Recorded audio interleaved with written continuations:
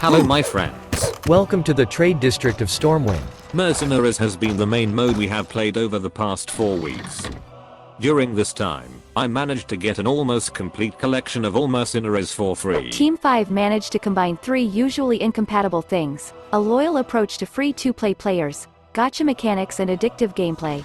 We love the new mode. Despite this, we have very mixed feelings about the current state of the game and the new update. We get the impression that Blizzard is trying to sell to us an early alpha version of the mode, as, in our opinion, mercenaries contain a large number of fundamental flaws that need radical changes. Unfortunately, the new patch did not give any new content for the mercenaries, although the mode needs urgent improvements. Of course, the developers promised to add some important changes in the future, including changes to the balance. But it looks like we will have to wait for them for almost a month. We in turn, want to draw the attention of our viewers to the most important shortcomings of the progression and monetization system, as well as identify other significant shortcomings of the mode. Let's start our conversation off by mentioning the most obvious flaw. Chasing the mysterious stranger has become the main activity of players at the lower levels of the Barrens. This method allowed players to farm mercenaries' quest lines. In just one day, players can complete more than 50 quests, which allows them to receive up to 9 packs for free and a ton of mercenary coins. Of course, Blizzard considered this a problem and changed the rules for meeting Mysterious Stranger. These changes made quest grinding more fair, but at the same time, Blizzard's actions immediately outraged the community. We think that the fears of the players are in vain. The Mysterious Stranger nerf and even the release of 5 new mercenaries has hardly changed the speed of players' progress, which is quite fast. The community has already identified new ways to grind mercenary quest lines. Despite the changes to the rules for obtaining quests, we believe that Mysterious Stranger is still one of the biggest problems in the mode, as chasing quests is the main activity of players, which completely destroys fun. Overall, the concept of mercenary quest lines is very important to progression. This is how it should work. The player gets a new mercenary, then adds him to a party and goes on a bounty hunt. While playing, the player increases the level of the new mercenary and also finds quests for him. After completing the full quest line of 18 tasks, in addition to the unlocked equipment, the player will receive enough coins to improve all the hero's abilities to the 3rd level, the most important level for all abilities, as well as completely improve one piece of equipment. This approach allows you to quickly improve useful mercenaries and also get the opportunity to send your party to PvP as quickly as possible or become more effective in PvE.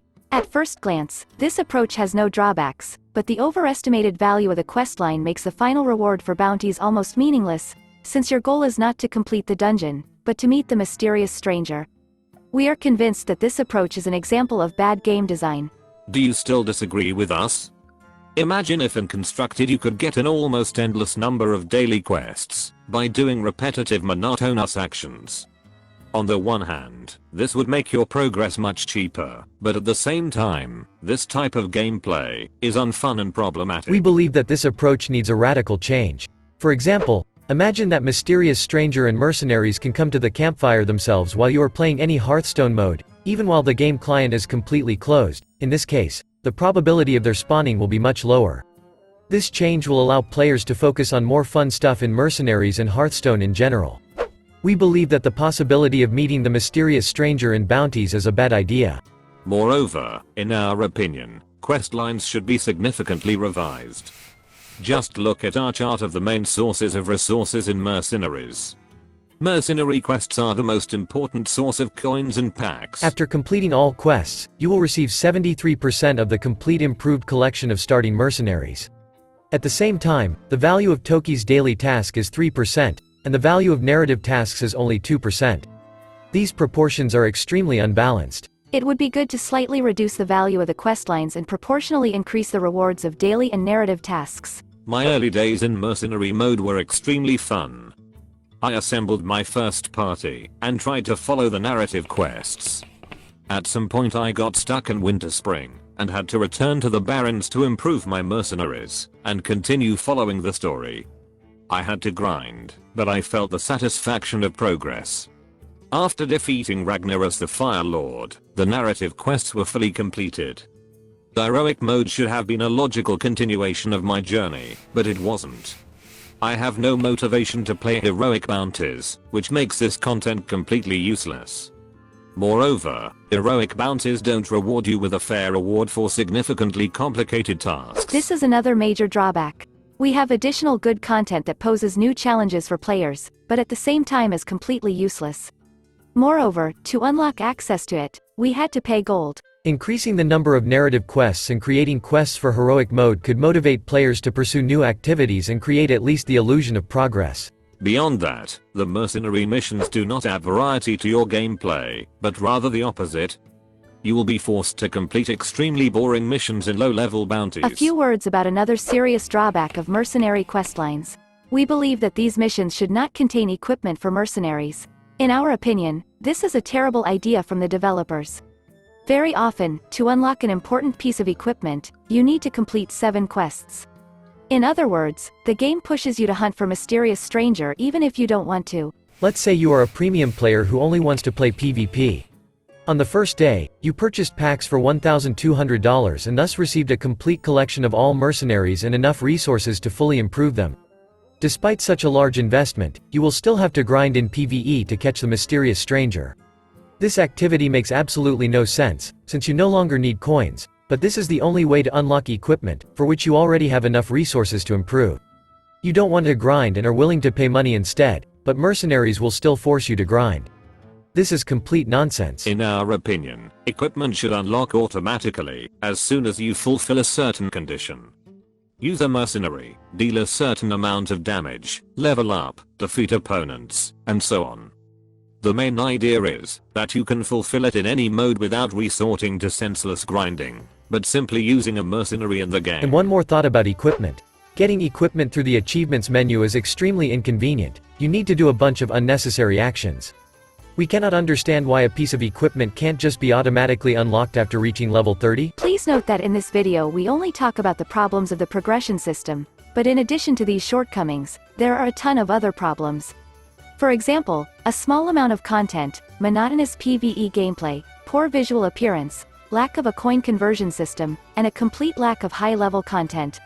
Moreover, mercenaries packs have too little value, although they cost the same as traditional packs.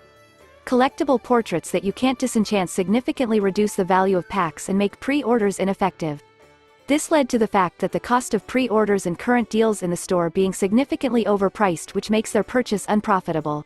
From all of the above, we can conclude that Mercenaries, in its current form, is basically an early alpha version of the game, which needs serious improvement, and should not be so actively monetized. Too many serious mistakes have been made by developers in terms of progression, gameplay and monetization, which significantly spoiled the user experience and seriously damaged monetization. Moreover, we only got a cropped version of the game mode. We managed to find 22 new mercenaries, a new building, new improvements for current buildings, and even a separate full-fledged board for PvP in the pre-release files of the game. Perhaps Team 5 simply didn't have time to finalize this content, but we get the impression that the content was deliberately postponed. Mercenaries has elements of roguelike games. An important feature of this genre of games is the very long alpha and beta testing, as the gameplay needs very careful balancing. Early access to Darkest Dungeon 2 took place about 2 weeks ago. The game will be in testing for a year or even more. Battlegrounds has been in beta for over a year. Duels has been in beta testing for almost a year. Yet somehow these modes have not received fundamental changes. But Blizzard is trying to convince us that Mercenaries is a completely finished product and are aggressively offering store purchases.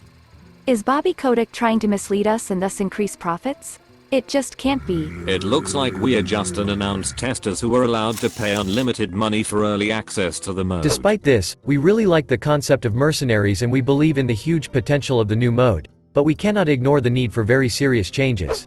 We believe that Team 5 will not abandon the development of the Mercenaries and will gradually introduce improvements. But is Blizzard ready for more radical changes? Will there be a complete rework of quests? Will we be able to get rid of portraits in exchange for coins?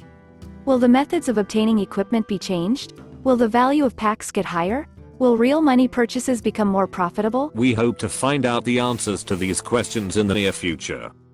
Finally, we want to know your opinion on the main disadvantages of Mercenaries.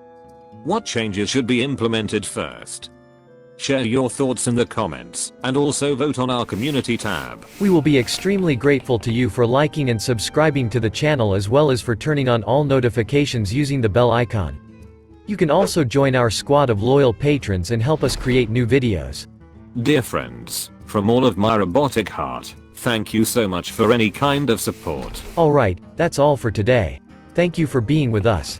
And special thanks to Chris for his invaluable help. We will definitely meet in a new video. Good luck.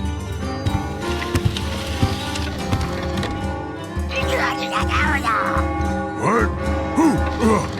Who?